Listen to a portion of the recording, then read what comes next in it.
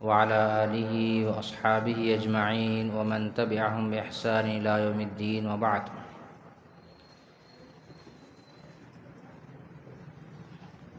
قال الله تعالى: فأعوذ بالله السميع العليم من الشيطان الرجيم من همزه ونفخه ونفثه.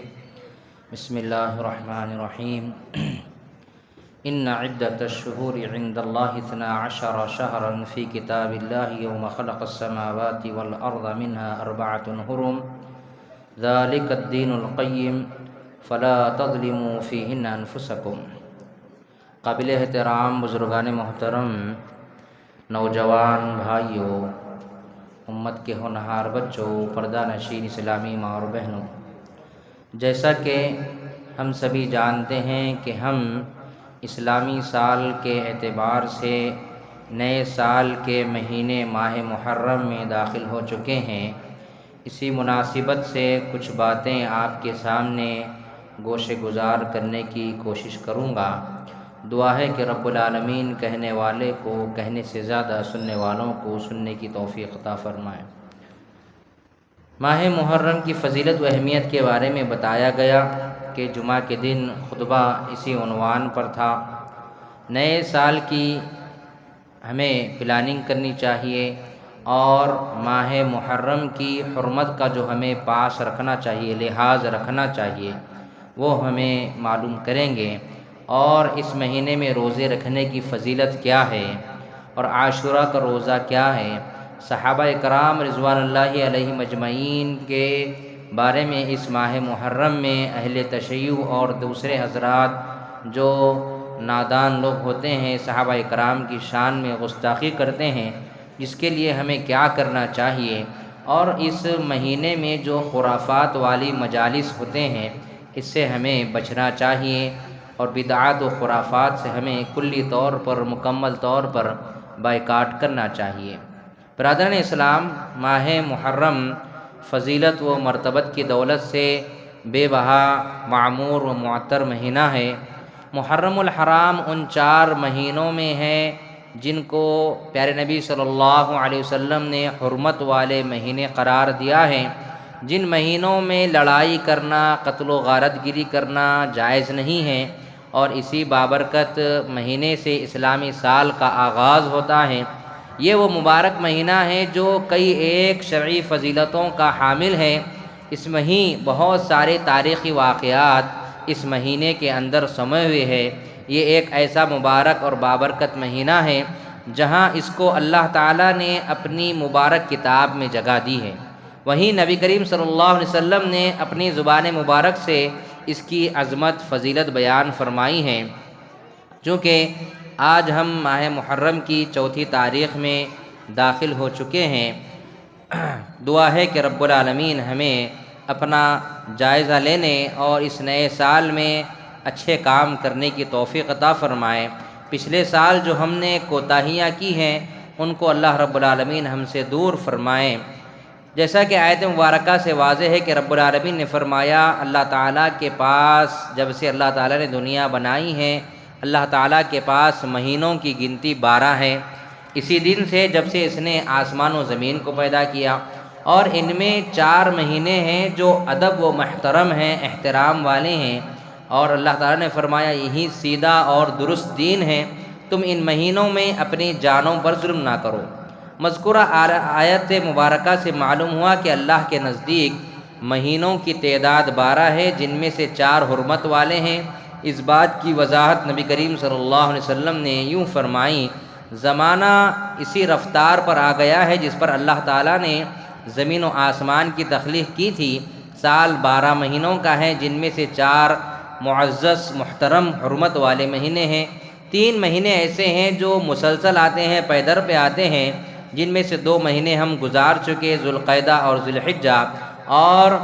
سبحان اللہ، اللہ رب العالمین کا انتظام دیکھیے کہ سال کا اختتام ہوتا ہے تو حرمت والے مہینے پہ، اور سال کی ابتدا ہوتی ہے تو وہ بھی حرمت والے مہینے، جس کو پیارے نبی صلی اللہ علیہ وسلم نے شہر اللہ کہا، اللہ کا مہینہ کہا. اور وہ یہ مہینہ محرم الحرام کا مہینہ ہے.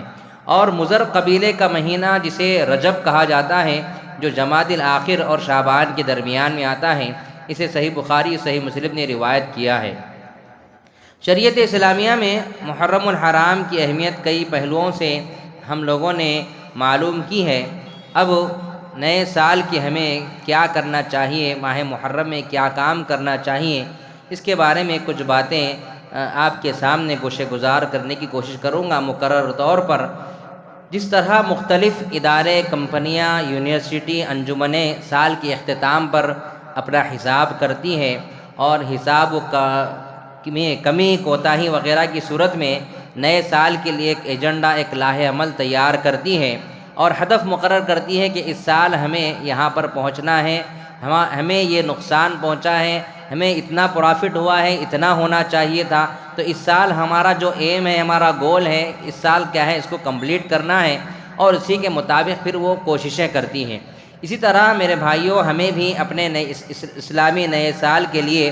پلاننگ کرنی چاہیے، عزم کرنا چاہیے کہ گزشتہ سال میں نے جو عبادتیں کی ہیں اس میں بہت زیادہ مجھ سے کمی باقی رہ گئی۔ کبھی میرے پچھلے سال میں کیا ہے، عصر کی نماز میں کوتاہی رہی، کبھی عشاء کی نماز میں کوتاہی رہی اور فجر کی نماز میں بہت زیادہ کوتاہی رہی، تو اس کو میں اس سال کیا ہے دور کروں گا۔ گزشتہ سال میں حقوق اللہ کے ساتھ ساتھ حقوق العباد، یعنی بندوں کے جو حقوق ہوتے ہیں، والدین کے حقوق، بہن بھائیوں کے حقوق، بیوی کے حقوق، اولاد کے حقوق، ان میں بہت زیادہ میں غفلت برتتا رہا۔ اس سال اس میں غفلت سے کام نہیں لوں گا، بلکہ اپنے تعلقات کو مضبوط کروں گا، ماں باپ کی خدمت کرنے کی زیادہ سے زیادہ کوشش کروں گا، بھائی بہنوں کو ساتھ لے کر چلنے کی کوشش کروں گا، اس کے ساتھ ساتھ اپنی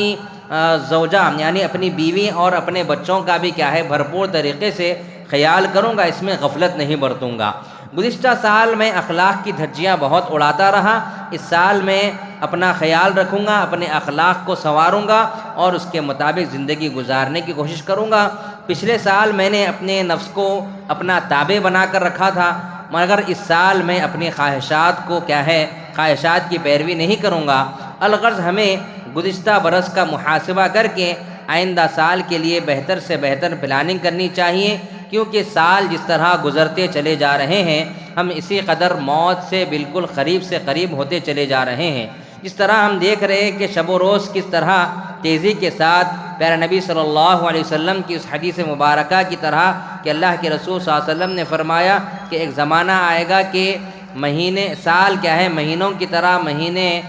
ہفتوں کی طرح اور ہفتے گھنٹوں کی طرح اس طرح گزر جائیں گے، اور آج ہم بالکل اس کے قریب سے قریب ہوتے چلے جا رہے ہیں۔ کس طرح ہم پر سال آ رہا ہے اور جا بھی رہا ہے، اور کس طرح ہمارے مہینے کیسا ختم ہو رہے ہیں، ہفتے ہمارے دنوں میں کیسے ختم ہو رہے ہیں۔ ذرا ہمیں غور کرنے کی بات ہے کہ ہم کتنے قریب ہوتے جا رہے ہیں موت کے اور قیامت کے۔ اور پیارے نبی صلی اللہ علیہ وسلم نے فرمایا کہ میری امت پر دوسری قومیں ایسے ٹوٹ پڑیں گی جیسے بھوکے دسترخوان پر ٹوٹ پڑتے ہیں۔ تو پیارے نبی صلی اللہ علیہ وسلم سے صحابہ کرام نے سوال کیا، اللہ کے رسول صلی اللہ علیہ وسلم کیا اس وقت مسلمانوں کی تعداد، اہل ایمان کی تعداد کم ہوں گی؟ تو اللہ کے رسول صلی اللہ علیہ وسلم نے فرمایا بلکہ اس سے کئی گنا زیادہ ہوگی، اس سے کئی گنا مسلمانوں کی تعداد، اہل ایمان کی تعداد زیادہ ہوگی۔ پھر اللہ کے رسول صلی اللہ علیہ وسلم ان پر یہ معاملہ کیوں ہوگا کہ دوسری قومیں ایسے ٹوٹ پڑیں گی جیسے بھوکے دسترخوان پر ٹوٹ پڑتے ہیں؟ تو اللہ کے رسول صلی اللہ علیہ وسلم نے فرمایا کہ انہیں وہن لگ جائے گا، انہیں وہن لگ جائے گا۔ تو صحابہ نے پوچھا اللہ کے رسول یہ وہن کیا چیز ہے؟ تو پیارے نبی صلی اللہ علیہ وسلم نے فرمایا حب الدنیا و کراہیت الموت۔ ہر آدمی کو کیا ہے دنیا کی چاہت اس کے دل میں بیٹھ جائے گی، یہ دین کے معاملے پہ کیا ہے دنیا کو ترجیح دے گا، اپنے خواہشات کو ترجیح دے گا۔ آج جس طرح ہم دیکھ رہے ہیں کہ ہر جگہ کیا ہے پیسے کی فراوانی ہے، پیسے کی فراوانی ہے، اور آدمی یہ چاہ رہا ہے کہ کیسے میں امیر بن جاؤں، کوئی یہ چاہ رہا ہے کہ کسی کے خواہشات کو مار کر، کسی کے حق کو مار کر کیا ہے میں امیر بن جاؤں۔ اسی ایک شاعر نے کہا کہ دیوار جو گری میرے کچے مکان کی، لوگوں نے میرے صحن کو رستہ بنا لیا، یعنی لوگوں کے حقوق دبا کر انسان کیا ہے امیر ہونا چاہ رہا ہے، جبکہ سوچنا تو یہ چاہیے کہ آخرت کی فکر کرنی چاہیے، اور انسان کیا ہے موت سے نفرت کرنے لگے گا۔ پیارے نبی صلی اللہ علیہ وسلم نے فرمایا کہ دو چیزیں انسان کے اندر گھر کر جائیں گی، تب سمجھنا کہ اس کی زوال کا وقت آ گیا۔ آج ہم اس کے بالکل دوچار ہو چکے ہیں۔ ہمارا معاشرہ آج بالکل کیا ہے، انہی دو پہلوؤں کے مطابق چل رہا ہے کہ انسان صبح کر رہا ہے، شام کر رہا ہے کہ کوئی ایسی صبح آ جائے کہ میں کیا ہے اللہ رب العالمین مجھے نواز دے اور میں کیا ہے امیر سے امیر بن جاؤں۔ یہ انسان کی خواہش ہو چکی ہے۔ اور امام شافعی رحمہ اللہ نے فرمایا کہ وہ شخص جھوٹا ہے جو یہ کہتا ہے کہ مجھے مال کی کیا ہے خواہش نہیں ہے۔ انسان کو مال کی خواہش رکھنا کوئی بری بات نہیں ہے، اچھی بات ہے۔ وہ اللہ تعالیٰ سے حلال مال کا سوال کریں، اللہ رب العالمین مجھے حلال مال عطا کریں، اور پھر اس کو حلال راستوں پر خرچ کریں۔ بسا اوقات اللہ تعالیٰ مال تو دے رہا ہے لیکن وہ خرچ کہاں کر رہا ہے، اس کا بھی کیا ہے کل ہمیں جواب دینا پڑے گا، کیونکہ پیارے نبی صلی اللہ علیہ وسلم نے فرمایا جب تک انسان سے 5 سوالوں کے جوابات انسان نہیں دے گا، اپنی جگہ سے نہیں ہٹے گا۔ ایک یہ کہ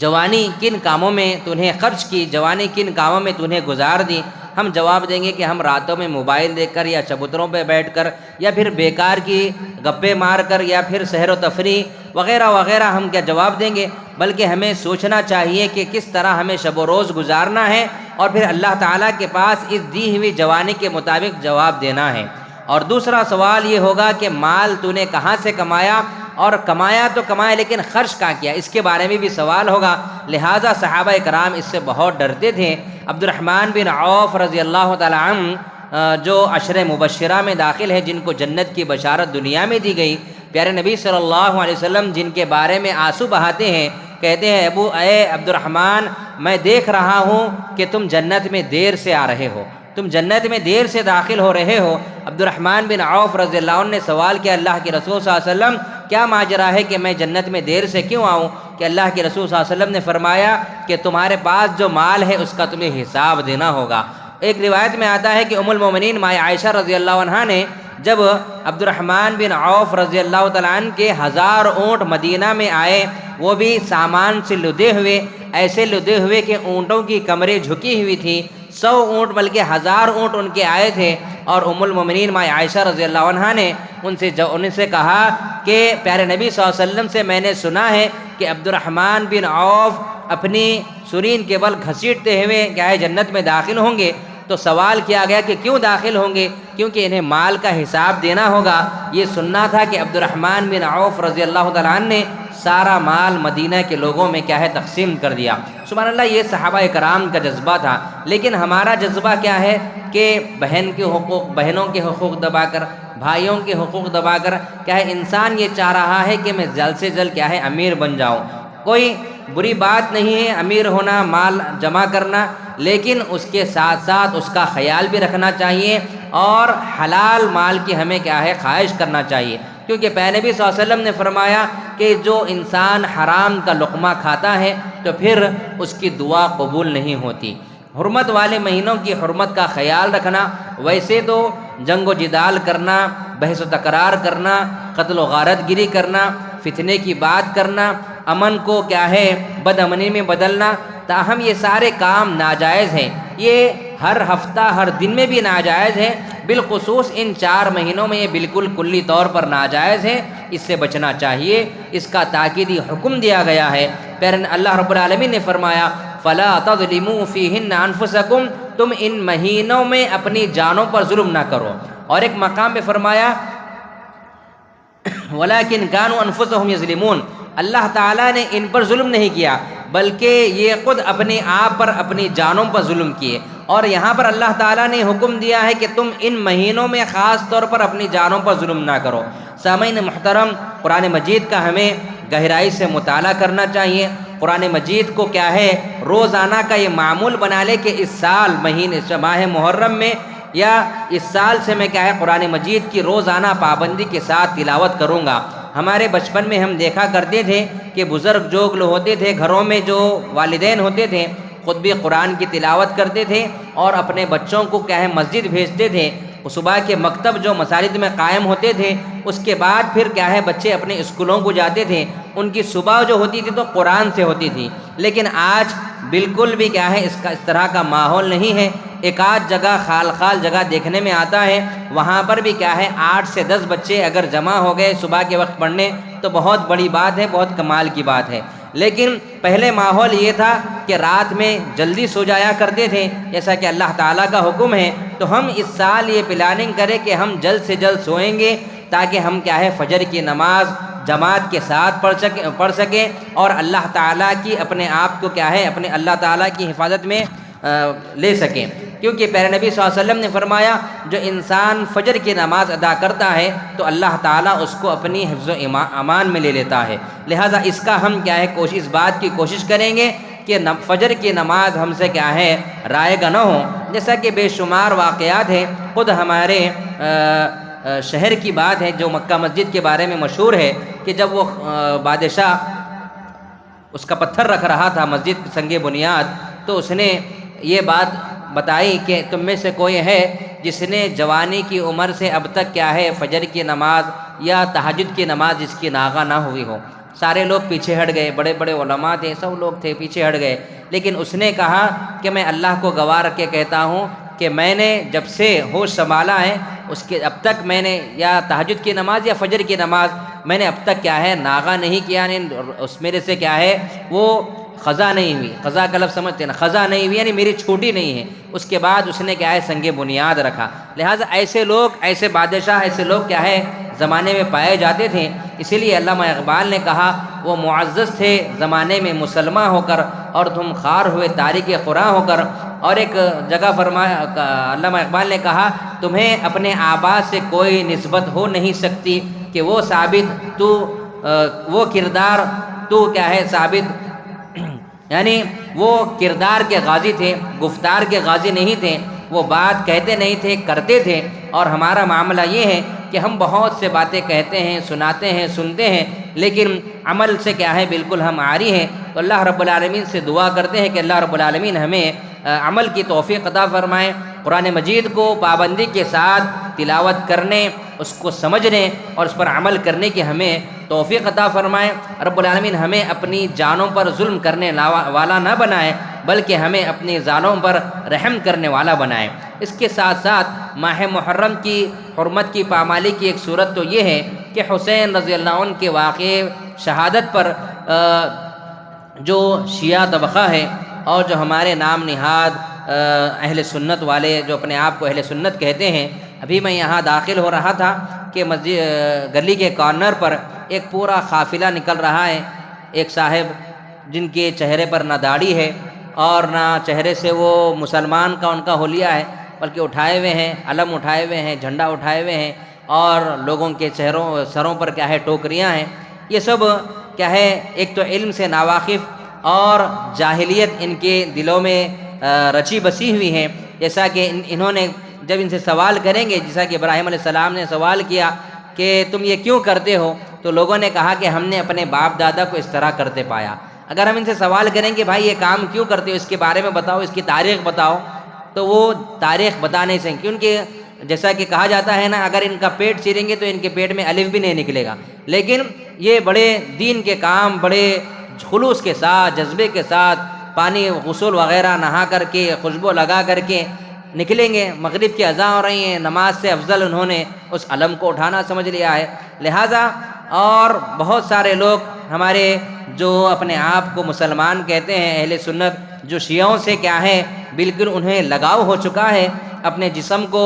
جس طرح شیعہ کا تکلیفیں دیتے ہیں اس طرح اپنے جسموں کو تکلیفیں دے رہے ہیں اور جسم کو زخمی کرتے ہیں، اور شہادت حسین کے رنج و غم میں آہ و بکا کا ایک ایسا عجیب اور وحشیانہ خوفناک منظر برپا کر دیتے ہیں کہ اللہ تعالیٰ ہی ان کا حافظ ہو۔ اس کا یہ معنی ہرگز نہیں کہ کسی کی وفات پر، شہادت پر رنج و غم اور اس کا افسوس یا اظہار نہ کیا جائے۔ اسلام اس کی اجازت دیتا ہے، اس کی حدود بھی اللہ تعالیٰ نے بتایا، جبکہ شہیدوں کے بارے میں اللہ تعالیٰ نے فرمایا کہ تم شہیدوں کو مردہ نہ کہو، کیونکہ ولا تقتلوا، جو لوگ اللہ تعالیٰ کے راہ میں شہید ہو چکے ہیں ان کو تم مردہ نہ کہو، کیونکہ وہ اللہ تعالیٰ کے پاس زندہ ہیں۔ کیسی حالت میں ہے یہ اللہ بہتر جانتا ہے، تو پھر ہمیں ان کے بارے میں غم کرنے کی کیا ضرورت ہے؟ اور غم کا بھی اللہ کے رسول صلی اللہ علیہ وسلم نے جو حدود بتائی ہیں کہ کسی آدمی کے لیے 3 دن کسی رشتہ دار کے ہو، باپ کا ہو، بیٹے کا ہو، کسی کا بھی ہو،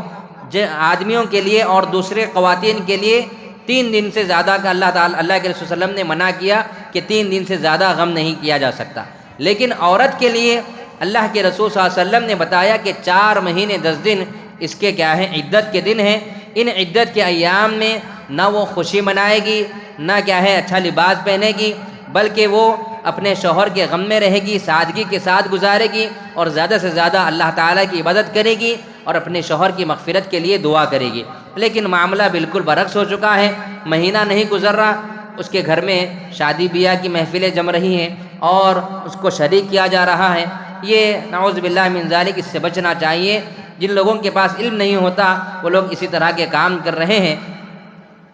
اور پیارے نبی صلی اللہ علیہ وسلم نے فرمایا لیس منا من ضرب الخدود وشق الجیوب ودعا بدعوى الجاہلیہ، وہ شخص ہم مسلمانوں میں سے نہیں جس نے اپنے گال پیٹے اور اپنے گریبان پھاڑے اور جاہلیت کے بیان بازی کریں۔ اس کو دیکھ کر، اس محرم کے 10 دنوں کو دیکھ کر جو غیر مسلم طبقہ ہے وہ کہتا ہے کہ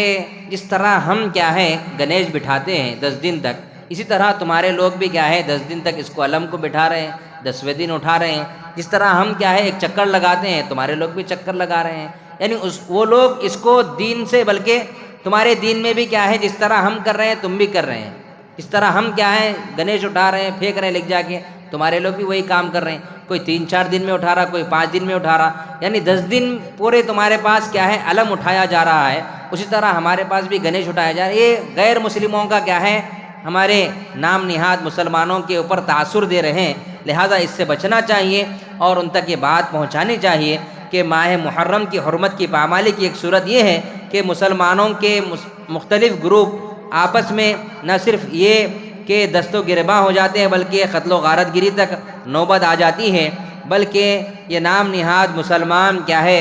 کہ جب کسی مساجد کے پاس جاتے ہیں، اہل توحید کی مسجد کے پاس، تو وہاں پر شور شرابہ کرتے ہیں اور مسلکی اختلافات سے فائدہ اٹھاتے ہوئے دوسرے فرقے ان لوگوں میں تخریب کاری کا نشانہ بناتے ہیں اور ان کو آپس میں لڑاتے ہیں، جس سے امن و امان بالکل برباد ہو جاتا ہے۔ غور کرنا چاہیے اور یہ بھی یاد رکھنا چاہیے کہ اسلام کی نگاہ میں مسلمان کا خون، اس کی حرمت انتہائی اہمیت اور حیثیت رکھتی ہے۔ اس مہینے میں کرنے کے جو کام ہیں وہ ہے روزے رکھنا۔ ماہ محرم میں مسنون عمل، سنت عمل بالخصوص روزے رکھنا ہے۔ نبی کریم صلی اللہ علیہ وسلم کا معمول تھا کہ آپ صلی اللہ علیہ وسلم ماہ محرم میں کثرت سے روزے رکھا کرتے تھے اور صحابہ کرام کو بھی اس مہینے میں روزے رکھنے کی ترغیب دلاتے۔ ابو ہریرہ رضی اللہ عنہ سے روایت ہے،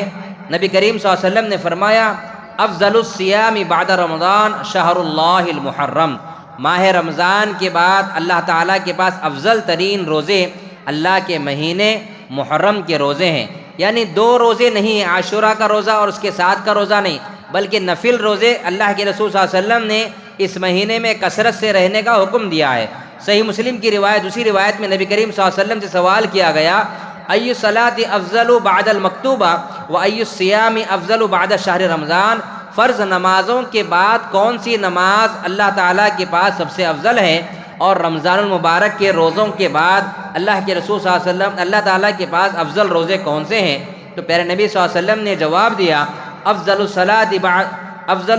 بعد الصلاۃ المکتوبہ الصلاۃ فی جوف اللیل وافضل الصیام بعد شہر رمضان صیام شہر اللہ المحرم، فرض نماز کے بعد افضل نماز اللہ تعالیٰ کے پاس جو پسندیدہ ہے وہ رات کی نماز ہے، یعنی رات کے آخری پہر میں یا درمیانی پہر میں پڑھی جانے والی نماز تہجد کی نماز ہے، اور روزے رمضان کے روزوں کے بعد اللہ تعالیٰ کے پاس پسندیدہ روزے شہر اللہ نے اللہ کے مہینے ماہ محرم کے روزے ہیں۔ بالخصوص عاشورہ کا روزہ رکھنا چاہیے۔ عاشورہ کے روزے کے حوالے سے 1-2 باتیں آپ کے سامنے یاد دہانی کے طور پر رکھنے کی کوشش کروں گا۔ عبداللہ بن عباس رضی اللہ عنہ فرماتے ہیں نبی کریم صلی اللہ علیہ وسلم مدینہ تشریف لائے تو یہودیوں کو عاشورہ یعنی 10 محرم کا روزہ رکھتے ہوئے پایا۔ آپ صلی اللہ علیہ وسلم سے نے سوال کیا یہ کون سا دن ہے جن تم روزہ رکھتے ہو؟ انہوں نے کہا یہ بڑا عظیم دن ہے، اللہ تعالیٰ نے اس دن موسیٰ علیہ السلام کو اور ان کی قوم کو فرعون کی قوم اور اس کے ظلم و ستم سے نجات دی، اور فرعون کو ڈبو دیا، تو موسیٰ علیہ السلام اللہ تعالیٰ کا شکر بجا لاتے ہوئے اس دن روزہ رکھے تھے شکرانے کے طور پر، اس لیے ہم بھی اس دن روزہ رکھتے ہیں۔ تو پیارے نبی صلی اللہ علیہ وسلم نے فرمایا اس کے زیادہ حقدار ہم ہیں، کیونکہ ہم موسیٰ علیہ السلام کے زیادہ قریب ہیں، اور سارے پیغمبر ایک دوسرے کے علاتی بھائی ہیں، ان کے ماں باپ الگ ہیں، لیکن شریعت کے حساب سے، اسلام کے حساب سے یہ علاتی بھائی ہیں، ہم تم سے زیادہ حق رکھتے ہیں۔ اور پیارے نبی صلی اللہ علیہ وسلم نے فرمایا آئندہ سال میں زندہ رہا تو پھر اس کے ساتھ ایک روزہ رکھوں گا، یعنی 9 اور 10 کا روزہ رکھوں گا۔ اور اس روزے کی فضیلت کے بارے میں پیارے نبی صلی اللہ علیہ وسلم نے فرمایا یکفر السنۃ الماضیہ، یہ پچھلے 1 سال کے گناہوں کو مٹا دیتا ہے۔ سبحان اللہ، اللہ تعالی ہم گناہگاروں کے لیے گناہوں کو مٹانے کے لیے بار بار اللہ تعالی ہمیں کیا ہے یہ مواقع فراہم کرتے ہیں کہ 2 روزے، یہ 1 روزہ وہ جو عرفہ کا روزہ ہے، اس کے بارے میں پیارے نبی صلی اللہ علیہ وسلم نے فرمایا کہ یہ 2 سال کے گناہ تمہارے گناہوں کا کفارہ ہے، 1 سال پچھلے اور 1 سال آنے والے۔ اور پھر یہ روزہ ایسا ہے کہ اللہ کے رسول صلی اللہ علیہ وسلم فرمایا کہ پچھلے گزرے ہوئے سال کے اللہ تعالیٰ کیا ہے تمہارے گناہوں کو مٹاتا ہے۔ اللہ تعالیٰ اتنا رحم کرنے والی ذات ہے اللہ تعالیٰ کی کہ اللہ تعالیٰ یہ چاہتا ہے کہ میرے بندوں کو کیا ہے میں معاف کرتا رہوں، بندے کیا ہے مجھ سے معافی مانگتے رہیں اور یہ کام کرتے رہیں، یہ اعمال بجا لاتے رہیں۔ اور پھر پیارے نبی صلی اللہ علیہ وسلم نے فرمایا اگر اللہ نے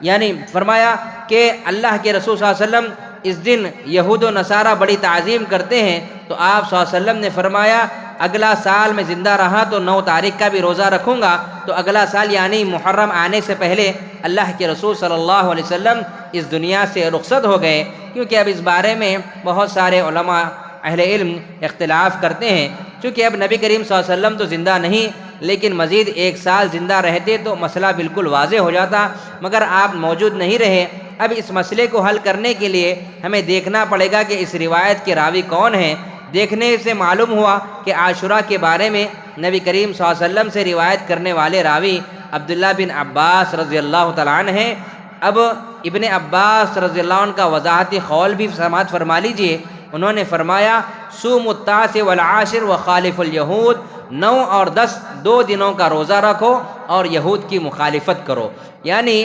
لوگوں سے سوال آیا کہ جمعہ کا دن آ رہا ہے 9 تاریخ کو، جبکہ کہا جاتا ہے کہ جمعہ کے دن روزہ نہیں رکھنا چاہیے، تو پیارے نبی صلی اللہ علیہ وسلم نے جمعہ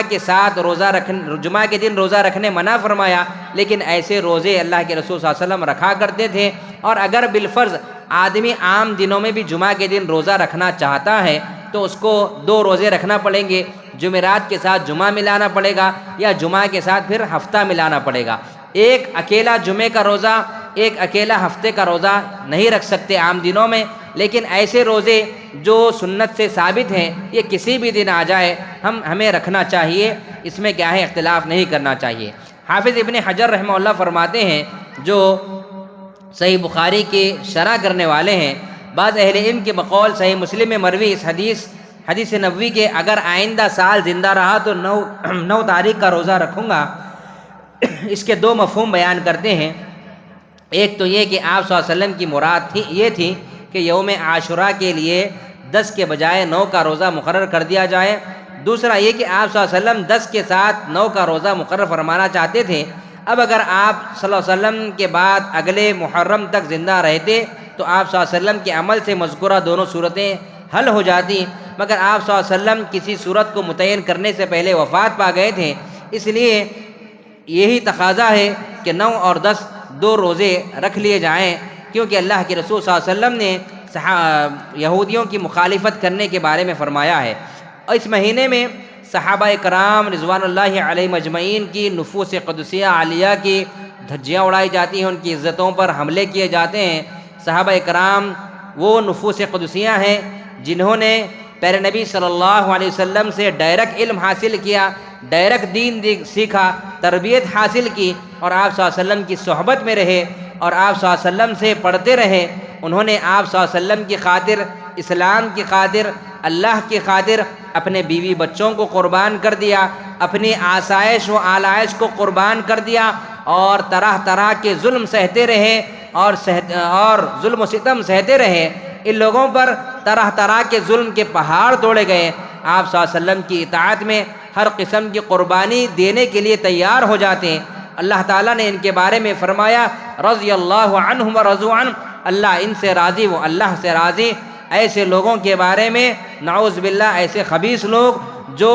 دین کا لبادہ اوڑھے ہوئے ہیں، جن کو دین کے بارے میں نہیں معلوم، صحابہ کی شان میں نہیں معلوم، اور ہمیں کہتے ہیں کہ ہم اللہ کے رسول کو نہیں مانتے، بلکہ کہتے ہیں صحابہ کی شان میں گستاخی کرتے ہیں، انہیں برا بھلا کہتے ہیں، یہاں تک کہ ان کے نفوس قدسیہ کو بھی گالیاں دیتے ہیں۔ ایسے میں ہماری اولین ذمہ داری یہ بنتی ہے کہ ہم صحابہ کرام کا دفاع کریں، کیونکہ یہ ہمارے ایمان کا حصہ ہے۔ خود اللہ رب العزت نے قرآن مجید میں نبی کریم صلی اللہ علیہ وسلم نے ارشاد کی روشنی میں صحابہ کرام رضوان اللہ علیہم اجمعین کا دفاع کیا۔ چنانچہ اللہ رب العالمین نے فرمایا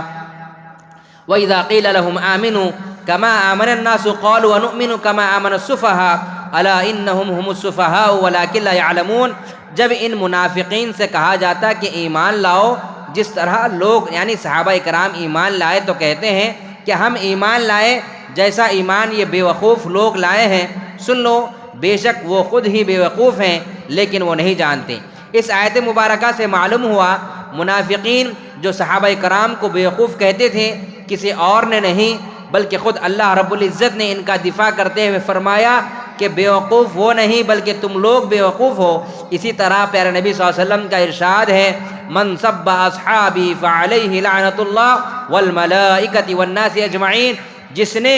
میرے صحابہ کو گالی دی، میرے صحابہ کو برا بھلا کہا، اس پر اللہ کی، فرشتوں کی اور تمام لوگوں کی لعنت ہے۔ اس روایت کی روشنی میں وہ تمام لوگ جو اصحاب محمد صلی اللہ علیہ وسلم پر تانے دیتے ہیں، تشنیع کرتے ہیں، ملعون ہیں اور ہر قسم کی خیر و بھلائی اور انسانی ہمدردی سے محروم و مستثنیٰ ہے، جس پر اللہ تعالیٰ اور اس کے فرشتے اور تمام لوگ لعنت کریں گے، اور وہ اسی لائق ہیں کہ اس قبیح حرکت پر سخت سے سخت ان کی گرفت کی جائے اور ان کا معاشرے میں بائیکاٹ کیا جائے۔ ایسے لوگوں سے تعلقات استوار نہ رکھے جائیں، ایسے لوگوں سے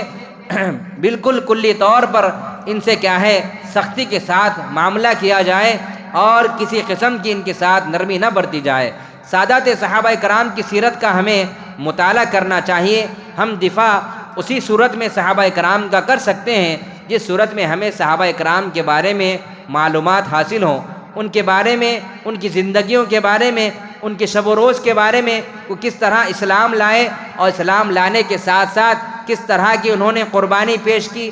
کس طرح اسلام کو آگے بڑھانے کے لیے، آگے پہنچانے کے لیے انہوں نے کیا کیا خدمتیں انجام دی، ان کے بارے میں مجھے اور آپ کو مطالعہ کرنا چاہیے، ان کی سیرتوں کو پڑھنا چاہیے، ان کی سیرتوں کو سننا چاہیے، تبھی جا کر ہم صحابہ کرام کا صحیح معنوں میں، حقیقی معنوں میں دفاع کر سکتے ہیں، حقیقی معنوں میں حق بات سامنے والے کے سامنے رکھ سکتے ہیں، کسی کے سامنے رکھ سکتے ہیں جو نادانی کے طور پر صحابہ کرام کے شان میں گستاخی کرتا ہے، کیونکہ ہر ایک کے پاس علم نہیں ہوتا، وہ کسی ایسے آدمی سے سن لیتا ہے جو صحابہ کرام کے بارے میں تنقیص کرتا ہے تو وہ بات اس کو حق معلوم ہوتی ہے اور وہی بات وہ دوسروں تک پہنچاتا ہے، اور ہمارے پاس علم نہیں ہونے کی وجہ سے ہم بھی کیا ہے وہاں پر خاموشی کا اظہار کرتے ہیں، بلکہ ہمیں یہ بتانا چاہیے کہ صحابہ کرام کے بارے میں نعوذ باللہ ایسی باتیں نہ کہو، کیونکہ اتنی تو بات ہمیں رکھنی چاہیے، کیونکہ اگر تم صحابہ کرام کے بارے میں اس طرح کی گستاخی کرو گے تو پھر تم پر اللہ کی، فرشتوں کی اور سارے لوگوں کی کیا ہے لعنت برسے گی، لہذا اس سے باز آ جاؤ۔ فضول اور بدعات و خرافات والی مجلسوں سے کلی طور پر اجتناب کرنا چاہیے۔ جیسا ہی ماہ محرم آتا ہے تو پہلے ہمارے معاشرے میں، ہمارے شہر میں ایک چند مخصوص مقامات تھے، وہیں یہ ساری مجلسیں، محافل کیا ہے ان کا اہتمام ہوتا تھا، لیکن اب معاملہ بڑھ چکا ہے۔ ہمارے کچھ لوگ ایسے ہیں جو اس کو کیا ہے ذریعہ معاش بھی بنا لیے ہیں، جو علم وغیرہ جو اپنے گھروں میں بٹھاتے ہیں اس کو ایک معاش کا ذریعہ بھی بنا لیے ہیں۔ لوگ اس سے کیا ہے منتیں مانگنے آتے ہیں، اس پر چڑھاوے چڑھاتے ہیں، اور یہ چڑھاوے ان کی روز مرہ کی زندگی کا کیا ہے ذریعہ بن جاتی ہے۔ کوئی چڑھاوے کیا ہے دنیاوی لالچ کی بنا پر، دنیاوی مال کمانے کی بنیاد پر کوئی کیا ہے علم بٹھاتا ہے، تو کوئی کیا ہے شرک میں اتنا ڈوبا ہوا ہوتا ہے جس کی وجہ سے اس عقیدت کی بنیاد پر کوئی یہ کام کرتا ہے۔ لیکن عقیدت سے زیادہ معاشرے میں معلوم یہ ہوتا ہے کہ کسی نہ بس بہانہ چاہیے مال کمانے کے لیے، کسی نہ کسی بہانے سے مال کمانے لوگ کیا ہے اس کو ایک دین کا حصہ لوگوں کو بتاتے ہیں۔ ان کا مقصد صرف اور صرف مال بٹورنا ہوتا ہے تاکہ ان کی زندگی عیش و آرام سے گزرے۔ تو ہمارے لیے ضروری ہے اگر ہم انہیں سمجھا نہیں سکتے تو پھر ان کے ساتھ نہ بیٹھیں، کیونکہ بسا اوقات کسی کی صحبت، کسی کے ساتھ اٹھنا بیٹھنا الفت و محبت اور ان کی غلطیوں پر پردہ پوشی کرنے کا موجب بن جاتا ہے، کیونکہ بسا اوقات دل میں ایسی محبت کا باعث بن جاتا ہے کہ انسان نہ چاہتے پر بھی اس کو کیا ہے آزمائش میں ڈال دیتی ہے۔ یہ بات اللہ تعالیٰ نے فرمایا، ایسی مجلسوں میں شرکت نہ کرنے کا حکم دیتے ہوئے فرمایا، سورہ نساء آیت نمبر 140 میں فرمایا، وَقَدْ نَزَّلَ عَلَيْكُمْ فِي الْكِتَابِ أَنْ إِذَا سَمِعْتُمْ آيَاتِ اللَّهِ يُكْفَرُ بِهَا وَيُسْتَهْزَأُ بِهَا فَلَا تَقْعُدُوا مَعَهُمْ حَتَّى يَخُوضُوا فِي حَدِيثٍ غَيْرِهِ إِنَّكُمْ إِذًا مِثْلُهُمْ إِنَّ اللَّهَ جَامِعُ الْمُنَافِقِينَ وَالْكَافِرِينَ فِي جَهَنَّمَ جَمِيعًا۔ تم پر اللہ تعالیٰ نے کتاب میں نازل کر دیا ہے، قرآن مجید میں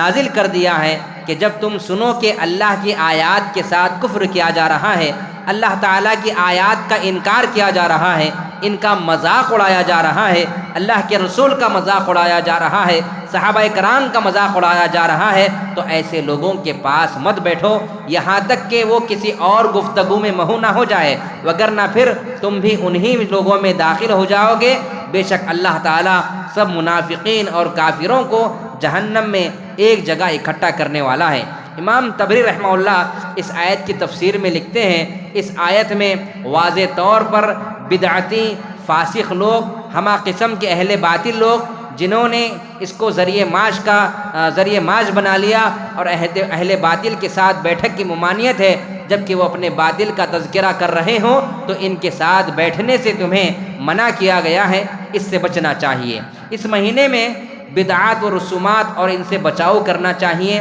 چند باتیں آپ کے سامنے اس حوالے سے بھی رکھتے ہوئے اپنی بات کو ختم کرنے کی کوشش کروں گا کہ واقعہ کربلا نبی کریم صلی اللہ علیہ وسلم کی وفات اور اسلام کے مکمل ہونے کے 50 سال بعد پیش آیا۔ یہ ایک تاریخی سانحہ ہے، لیکن واقع شہادت حسین کی وجہ سے شیطان کو بدعتوں اور گمراہیوں ضلالتوں کے پھیلانے کا موقع ہی مل گیا۔ چنانچہ کچھ لوگ ماہ محرم کا چاند نظر آتے ہی بالخصوص 10 محرم میں نام نہاد محبت کی بنیاد پر سیاہ کپڑے، کالے کپڑے زیبدن کرتے ہیں، خود بھی پہنتے ہیں، اپنے اولاد کو بھی پہناتے ہیں۔ بعض لوگ ہرے کپڑے پہنتے ہیں، سیاہ جھنڈے لگاتے ہیں، اور ہمارے معاشرے میں یہ دیکھا جا رہا ہے جو اپنے آپ کو اہل سنت کہتے ہیں، حقیقی معنوں میں بدعتوں میں ملوث ہوتے ہیں، اپنے بچوں کو ہری پٹی یا کالی پٹی اپنے بچوں کو کیا ہے سروں پر باندھ رہے ہیں۔ جب پیسہ نہیں تھا تو ایسے کام نہیں کرتے تھے، جیسا کہ مال زیادہ بڑھ گیا تو لوگوں کے لیے کیا ہے مال خرچ کرنے کے کیا ہے ذریعے بھی بن گئے، لہٰذا نوحہ ماتم کو دیکھنا ایک شان کی بات سمجھتے ہیں، ایک ثواب کی نیت سے دیکھتے ہیں، اور منہ پیٹتے ہیں، روتے چلاتے ہیں، بھوکے پیاسے رہتے ہیں اور ننگے پاؤں رہتے ہیں، گرمی ہو یا سردی یا بارش، جوتا ہرگز نہیں پہنتے۔ یہی عمل غیر مسلم لوگ دیکھتے ہیں، کہتے ہیں کہ ہمارے پاس بھی ایپا سامی ہوتے ہیں، وہ بھی کالے کپڑے پہنتے ہیں، وہ بھی ننگے پیر چلتے ہیں، اور تمہارے پاس بھی یہ لوگ ہیں جو ننگے سر رہتے ہیں، ننگے پیر رہتے ہیں، اور خواتین بھی کیا ہے اپنے سارے زیورات نکال دیتی ہیں۔ ہمارے پاس بھی وہی ہوتا ہے، ہماری بھی خواتین کیا ہے زیورات نکال دیتی ہیں، لہٰذا تم میں ہمارے کیا ہے زیادہ فرق نہیں ہے۔ یہ غیر مسلموں کا کہنا ہے۔ غیر مسلم بھائی جو شعور رکھتے ہیں، جو اپنے پاس علم رکھتے ہیں، ان کا کہنا ہے کہ وہ مسلمان ہی کہتے ہیں، جبکہ شیعہ اگر دیکھا جائے تو اسلام سے خارج طبقہ ہے، لیکن وہ ان کو تو مسلمان ہی سمجھتے ہیں اور کہتے ہیں کہ تمہارے پاس بھی تو یہ ہوتا نا بھائی جو ہمارے پاس ہوتا ہے۔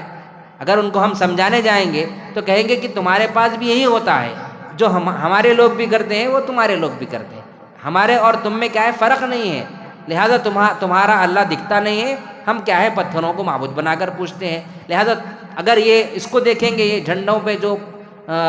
کیا ہے علم کی شکل میں بنائے ہوئے، تو وہ بولیں گے کہ ہم میں اور تم میں تو بالکل بھی فرق نہیں ہے، لہٰذا گرمی ہو یا سردی جوتا وغیرہ نہیں پہنتے، عورتیں اپنے بدن سے زیورات اتار دیتی ہیں اور ماتمی جلوس نکالے جاتے ہیں اور زنجیروں چھریوں سے خود کو زخمی کیا جاتا ہے، حسین رضی اللہ تعالیٰ عنہ اور دیگر شہداء کی نام پر نیاز کا شربت بنایا جاتا ہے، پانی کی سبیلیں لگائی جاتی ہیں، حالانکہ اس دن روزہ رکھنا نبی کریم صلی اللہ علیہ وسلم کا مسنون اور افضل عمل ہے، اور نو بیاہی جو نئی نویلی دلہن ہوتی ہے اس کو کیا ہے اپنے مائکے بھیج دیا جاتا ہے تاکہ پھر کیا ہے ان کے اندر نحوست نہ آ جائے، لہذا عاشورہ محرم کے دوران شادی اور خوشی کی تقاریب نہ کرنا، جبکہ شریعت محمدی میں اس کی کوئی ممانعت نہیں، ورنہ باقی سارا سال بھی دیگر جید صحابہ کی شہادت کے شوق مناتے ہوئے گزر جائے گا۔ اگر ہم دیکھیں گے تاریخ اٹھا کر تو کسی نہ کسی تاریخ کو کسی نہ کسی صحابی کا انتقال ہوا ہے، کسی نہ کسی صحابی کی شہادت ہوئی ہے، اگر ایسا ہم غم منانے لگ جائیں تو سارے صحابہ کا غم مناتے ہوئے سال گزر جائے گا۔ شہادت کا شوق ہر سال منانا یہ کسی طریقے سے ثابت نہیں ہے، اور قبرستانوں میں رش لگ جاتا ہے اور ویڈیو ٹی وی دیگر مجالس میں کیا ہے اسے پیش کیا جاتا ہے، اور محرم کی 10 تاریخ کو چولہے اوندھے کر دیا جاتا ہے اور نئی نویلی دلہنوں کو اپنے میکے بھیج دیا جاتا ہے، اور زیورات کا پہننا شہادت حسین رضی اللہ عنہ کے غم میں ترک کر دیتی ہیں۔ اگر کوئی عورت زیورات پہنتی ہے تو پھر اس کو لعن طعن کیا جاتا ہے۔ اس کے علاوہ توہم پرست لوگوں نے اور بھی بہت ساری خیالی بدعات قائم کر لیے ہیں۔ مہینے کے پہلے 10 دنوں میں اگر کوئی اپنی بیوی سے ملاقات کر لے تو اولاد ہوگی تو نعوذ باللہ منحوس ہوگی یا اس کو ناعقل ہوگی، اس کو عقل نہیں ہوگی، نعوذ باللہ ان کا کہنا ہے، جبکہ اللہ تعالیٰ کا مہینہ ہے، اللہ تعالیٰ جس کو چاہے جس طرح چاہے اولاد دے، اور اگر اس ماہ میں شادی ہوئی تو پھر یہ شادی ان کے حق میں مبارک نہیں ہوگی، یہ ان کے ذہنوں میں بیٹھا ہوا ہے۔ ماہ محرم کے حوالے سے ایک اور کام جس کا قرآن و حدیث میں کوئی ثبوت نہیں ملتا کہ اس دن چونگے بنائے جاتے ہیں اور کھجیاں بنائی جاتی ہیں، گھوڑے بنائے جاتے ہیں، نہ معلوم ایسی چیزیں اس دن بنائے جاتے ہیں، اور ایک طرف غم کا بھی کیا ہے اعلان کرتے ہیں، دوسری طرف پکوانوں کا بھی اہتمام کرتے ہیں، اور قبولی وغیرہ کا اہتمام کیا جاتا ہے، دم کے روٹوں کا اہتمام کیا جاتا ہے۔ 10 محرم کا سورج طلوع ہوتے ہی غم بھی ہوتا ہے، پھر راتوں میں خوشیاں بھی منائی جاتی ہیں۔ نعوذ باللہ ایک ایسی چیزیں ہیں جو انسانوں کو سمجھ میں نہیں آ رہی ہیں، اور لسی دودھ وغیرہ کیا ہے لوگوں میں حلوہ وغیرہ بانٹا جاتا ہے۔ اب ذرا پیسہ زیادہ ہو گیا ہے، لہٰذا بریانی کے دیگیں پک رہی ہیں، حلیم کی دیگیں پکائی جا رہی ہیں۔ صرف یہی نہیں بلکہ اس مہینے میں عظیم صحابہ کرام کو گالی دینا بھی یہ لوگ باعث شرف سمجھتے ہیں، نعوذ باللہ، اور ان کو نشانہ بناتے ہیں طعن و تشنیع کا۔ دیگر مختلف قسم کے خود ساختہ خرافات ان صحابہ و اسلاف کی طرف منسوب کرنا اور ان بے گناہ لوگوں کو اپنی لپیٹ میں لے لینا جو دین اسلام کے اولین راوی ہیں، جن کے بغیر دین اسلام کا کوئی شعبہ مکمل نہیں ہوتا، جنہیں واقعات کربلا سے دور و نزدیک کا کوئی تعلق نہیں، پھر واقعہ کربلا کی جو کتابیں پڑھی جاتی ہیں وہ زیادہ تر جھوٹ پر مبنی ہیں، جن کا مقصد صرف فتنہ ہے اور فسانہ ہے، اور افسانے ایسے افسانے سنائے جاتے ہیں۔ اگر آپ آج ان کے ایک وائس سے بیان سنیں گے تو کل وہ دوسرا بیان سنائے گا، کل حسین رضی اللہ تعالیٰ عنہ کے بارے میں یا کربلا کے بارے میں کل کیا ہے دوسری تاریخ پیش کرے گا، آج ایک تاریخ پیش کرے گا کہ اس طرح ہوا، کل آپ اس کا بیان سنیں گے تو کل کیا ہے کچھ عجیب ہی تاریخ، ایک عجیب ہی کیا ہے اس کی ہسٹری، اس کو ایک افسانہ بنا کے ایک ڈرامہ بنا کے کیا ہے وہ انسان کیا ہے پیش کرے گا۔ یہ ساری بدعات و خرافات ایک خاص مذہب کی کیا ہے دین ہے، اور ان کو سہارا دینے کے لیے ایک سوچی سمجھی پلاننگ کا نتیجہ ہے، جن کی ادائیگی میں امن و امان قائم نہیں رہ سکتا۔ جیسا کہ سب جانتے ہیں اسلام کیا ہے امن و سلامتی کا دین ہے۔ دیکھا دیکھی ہمارے اہل سنت بھائیوں نے بھی اس نسبت سے ایسے کام شروع کر دیے ہیں جن کا شریعت اسلامیہ میں کوئی وجود نہیں، جو سراسر بدعات و ضلالت پر مبنی اور جن کی دین اسلام قطعاً اجازت نہیں دیتا۔ حضرات اپنے ذام میں اس مہینے کا احترام کرتے ہوئے، اس کی تقدیس و احترام کو پامال کرتے ہوئے اور ثواب حاصل کرنے کے بجائے ایسے بہت سارے لوگ اپنے اوپر گناہوں کا بوجھ اٹھا لیتے ہیں، مسلط کر لیتے ہیں اور گناہگار بن کر اللہ اور اس کے رسول کے نافرمانوں کی لسٹ میں اپنا نام درج کرا لیتے ہیں۔ اللہ رب العالمین سے ہم دعا کرتے ہیں کہ رب العالمین ہمیں ہمت و حوصلہ عطا فرمائے تاکہ ہم ان کے سامنے حق بات پہنچا سکیں، اور رب العالمین ہمارے ان بھائیوں کو جہنم کی آگ سے بچائیں جو اس نادانی میں، اس گناہوں کے دلدل میں پھنستے جا رہے ہیں۔ رب العالمین ہمیں اپنے بھائیوں کو، مسلمان بھائیوں کو، اہل ایمان اہل توحید کو جب تک زمین پر زندہ رکھیں، سب یہ من گھڑت بدعات خرافات سے دور رکھیں۔ ہمیں اپنا ایمان بچانے کے ساتھ ساتھ ایسے خرافات سے بچتے ہوئے زندگی گزارنے کی توفیق عطا فرمائیں، اور اخلاقیات جو آج معاشرے سے بالکل ختم ہوتے جا رہی ہیں، رب العالمین ہمیں اچھے اخلاق اپنانے کی توفیق عطا فرمائے، ایمان کو ہمیں زیادہ سے زیادہ مضبوط کرنے کی توفیق عطا فرمائے، نمازوں کا اہتمام کرنے، نفل روزوں کا اہتمام کرنے کی رب العالمین ہمیں توفیق عطا فرمائے۔ رب العالمین اس سال ہمیں زیادہ سے زیادہ نیک اعمال کرنے کی توفیق عطا فرمائے۔ مسلمان جہاں کہیں پریشان حال ہے ان کی پریشانیوں کو دور فرمائے، جو بیمار حال ہے انہیں شفائے کاملہ عاجلہ نصیب فرمائے۔ رب العالمین جو بدبخت لوگ قرآن کی بے حرمتی کر رہے ہیں، رب العالمین یا تو انہیں ہدایت دیں یا پھر انہیں ذلیل و رسوا کر دیں، اور ایسا عبرت کا سامان بنا دیں تاکہ دنیا والوں کے لیے وہ عبرت کا سامان بن جائے اور لوگ اس طرح کی حرکت کرنے سے باز آ جائیں۔ رب العالمین ہمارے اندر اتنی طاقت نہیں کہ ہم ان کا دفاع کر سکیں۔ رب العالمین ہم دعا کرتے ہیں کہ رب العالمین ایسی چیزوں سے اسلام کی جہاں پامالی ہوتی ہو، رب العالمین ایسے چیزوں سے ہمیں محفوظ رکھیں اور ایسے لوگوں سے اسلام کی، قرآن مجید کی حفاظت فرمائے۔ ہمیں زیادہ سے زیادہ قرآن مجید کی تلاوت کرنے، نمازوں کو باجماعت ادا کرنے اور خود اپنی اصلاح کرنے، اپنی بیوی بچوں کی اصلاح کرنے کی توفیق عطا فرمائے۔ اقول قولی ھذا استغفر اللہ لی ولکم ولسائر المسلمین والمسلمات الاحیاء منہم والاموات۔